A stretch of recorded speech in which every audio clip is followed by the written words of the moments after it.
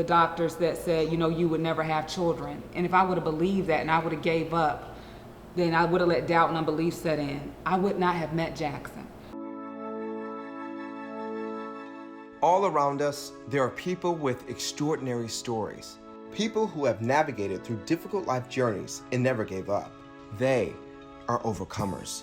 And now, they are sharing their story. This is Upliff, Your Voice. We are going to take you on a 20-year journey that has been an amazing journey. Looking back now, we're just thankful for every step of the way. I used to work at the candy store in the mall. It was Bourbon Street Candy Company.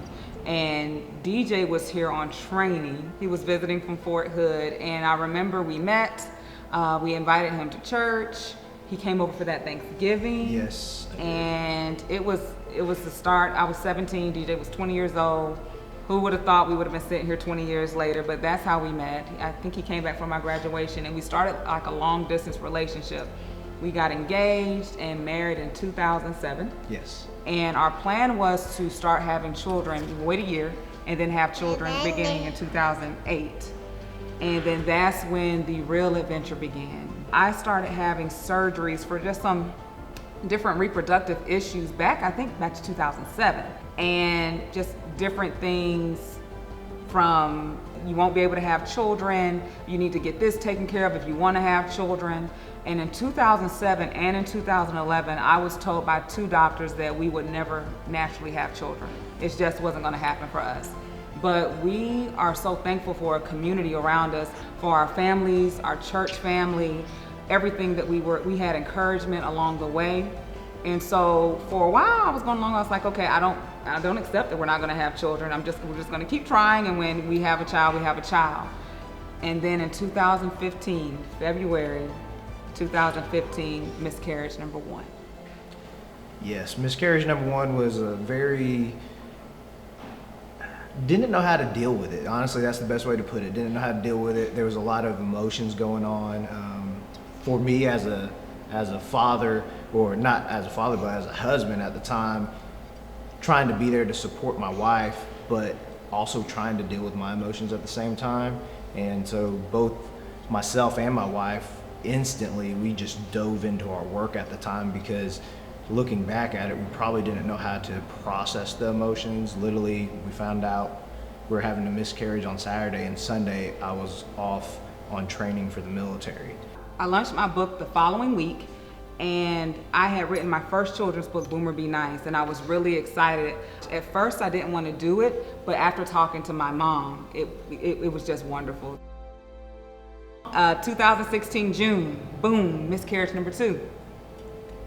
I was like, wow, you know, this is, I'm not gonna lie, I was angry, I was hurt, I didn't understand, because I knew that we wanted to be parents very bad. I knew that we would be good parents. I knew that we would raise up a child in the way of the Lord, and I was just like, why can't we be parents? And I was like actually thinking, what is wrong with me?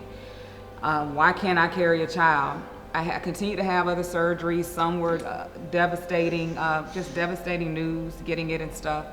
But I kept believing, we kept believing God. No matter what, I knew what God promised us. We were going to be parents. So we're chugging along, just keep living, having fun, in work, involved at our church, New Life Worship Center, enjoying each other. 2018, miscarriage number 3. I was hurt. And when I say I was done, I'm not saying I was giving up. I was not giving up. But I said, God, if you just intend for DJ and I, for it just to be DJ and I'm okay with that. And if you see fit to have children, whatever path you have us go on, I'm okay with that. I had some wonderful conversations with my mother. I had a great conversation with a powerful lady named Pastor Regina T. Harris. And I remember at one point I was feeling very low. And she said, Stacy, there's nothing wrong with you. There's nothing wrong with you. And I needed to hear that in that moment, because I was thinking, what is wrong with me? Why can't I have kids? But that really, really was a push I needed to keep going. In October 2018, I wasn't feeling well at all. I just wasn't feeling, I was feeling terrible. And I was like, I think I'm getting the flu, this feels bad. And I said, DJ, I'm gonna go to the doctor just to get checked out. Just stay here, I'll be fine. So I went to the doctor, I came home, the next morning, it was that Sunday morning. And he was like, what did the doctor say? And I said that I'm 4 weeks pregnant. And I'm sitting on the edge of the bed at the time, and I just smirk, and I was like, "Are you messing with me?" And it was. I could tell she was sincere, but just stuff what we've been through, and hearing what the doctor said, and all that we've been through, it was just, for me, there was an instant emotion of happiness, but also an instant question of like, is this really happening? And because it was an emotional roller coaster as far as what we'd went through, and I'd really done my best just to truly support my wife as far as the emotion she was dealing with, because it was just so many questions as far as what we'd been through, like, why is this stuff happening? And I remember one of the things I kept telling her was, babe, each miscarriage we've had, we've went a little bit further. So it's almost like, yeah, you're having medical procedures, but it's almost like your body's learning what needs to happen. And so for us to get the news that she's pregnant, whenever they were basically like, unless you do a procedure in vitro to make you pregnant, it'll be impossible for you ever to get pregnant. And I was just like, it was a lot of just happiness at the time, and there wasn't necessarily that emotion hanging over like what's going to happen. And I just thank God, because this time it was just different. It was different. The doctors were not doubtful. They treated me like when I say a regular patient, it wasn't, the doctors that I had seen before at the previous pregnancies it was always this caution, like, well, don't get your hopes up or anything like that. But these doctors their faith was right where mine was. They never treated me like I was gonna lose my baby at any moment. Now, I was considered a high-risk pregnancy because of my age and my history, but however, they were so, oh, he's growing fine. Oh, he's doing this, don't worry about it. If you have any concerns, come in. They treated me like I had never had a miscarriage. And Jaxon came May 20th, 2019, perfect pregnancy, healthy baby, 5 pounds, 4 ounces, and from what you see now, a 1-year-old that weighs probably almost 27 pounds, you can't tell he even came out that small.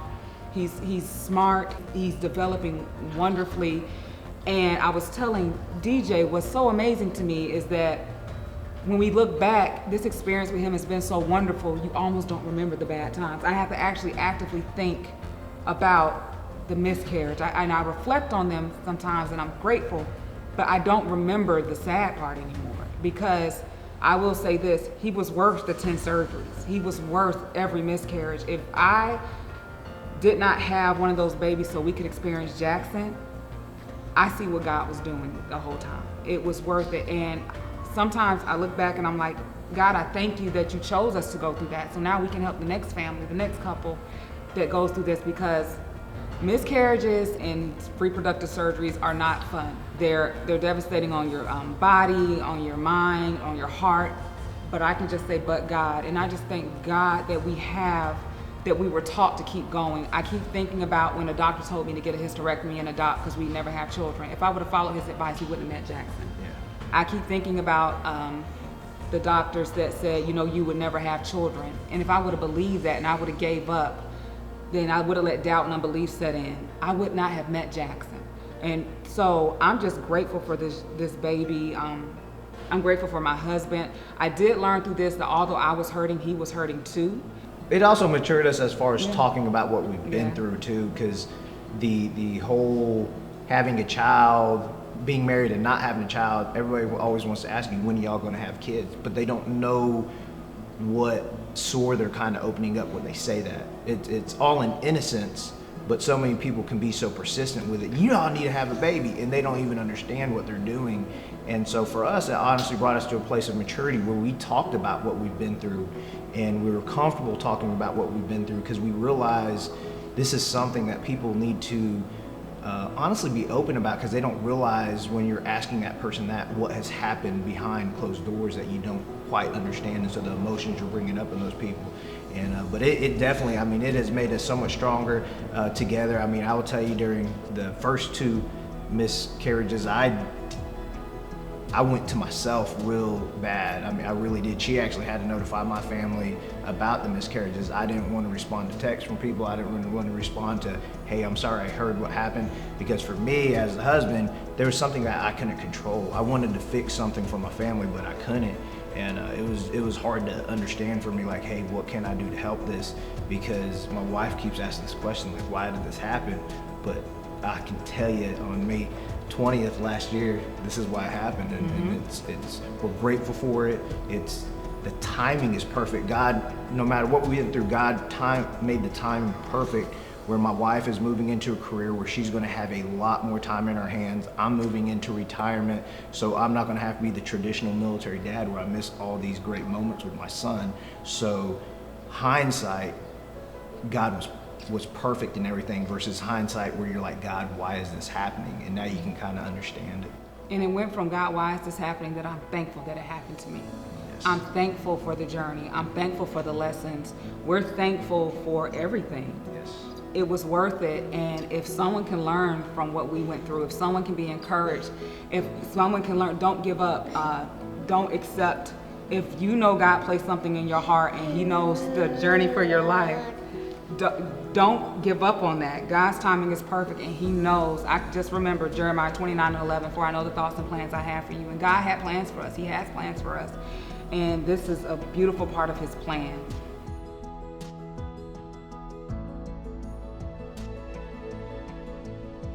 I'm Daniel Roberts. And I'm Stacy Roberts, and this is Jaxon Roberts.